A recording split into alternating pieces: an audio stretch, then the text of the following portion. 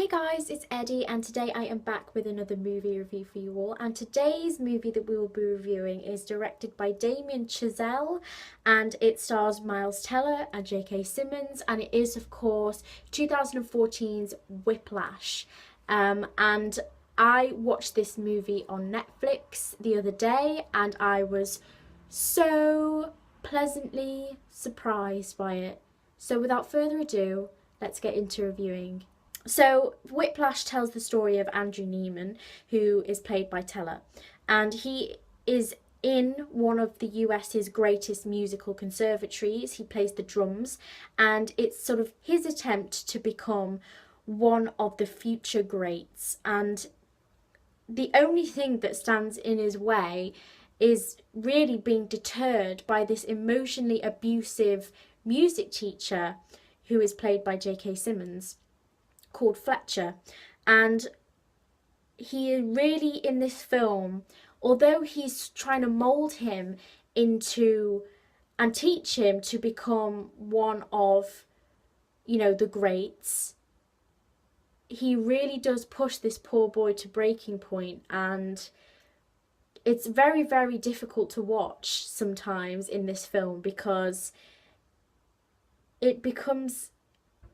it's just such a task, because you do grow really attached to Neiman's character. Of course, you want him to do well, that's the point of this story, and you just follow him through the lilts and sort of diversions of hope and disappointment, and this poor boy is sort of striving to become a star and follow out his passions. And unfortunately, there are times at which Fletcher's sort of methods of teaching become more of a deterrent rather than something as an aspiration or something to spur hope or to spur ambition.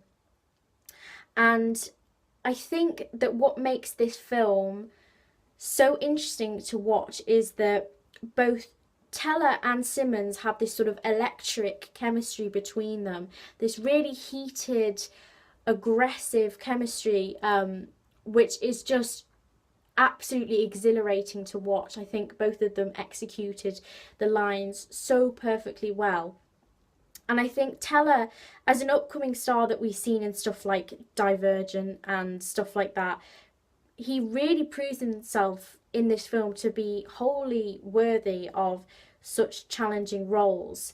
And he really holds his own against such a massive sort of personality and experienced personality on screen as Simmons, because he's a younger actor and we haven't really seen him in stuff like this before. But it's clear to see that after this he will go so far, because his acting in this was absolutely incredible.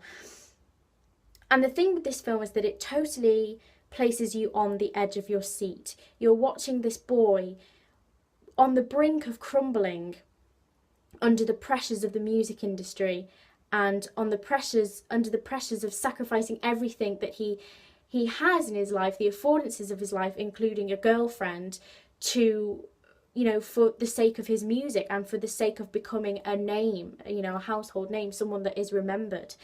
And it really shows you the sort of shattering realism and the harsh competition of the music industry in a far darker light, I think. And it's through the eyes of this young boy that you really hope strives and continues to do well. I think this story really grasps at your heart. You're really rooting for this boy, and I think it's a fantastic film. It really sort of gets you involved in this kid's future and in this kid's sort of hopes and dreams. And I think the dialogue is fiery, I think it's quick, and Fletcher, aka J.K. Simmons, lends some absolutely fantastically hilarious insults into the mix. He just sort of spits them at different kids at a time in his class, and these poor sort of students often take the brunt of these just absolutely horrific insults. But amidst all of that sort of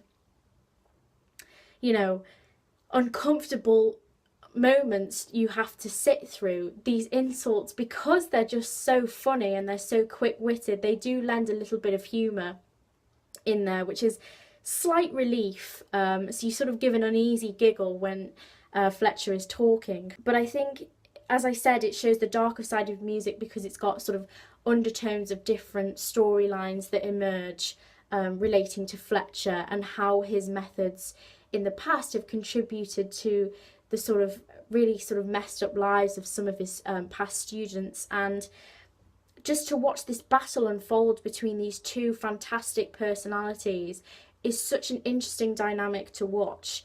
And I think it's just wonderful to witness, and it was such a delightful surprise because, like I said with Boyhood, this film was not one that I would usually pick to watch, but I gave it a try and I was absolutely engrossed from start to finish. I don't think you couldn't really afford to look away because you were just so invested in this story.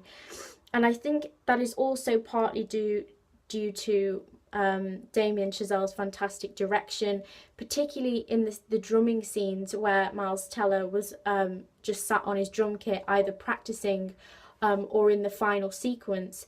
Those sort of shots of the kit splattered with blood because he was training so hard that his hands were bleeding, they were full of blood.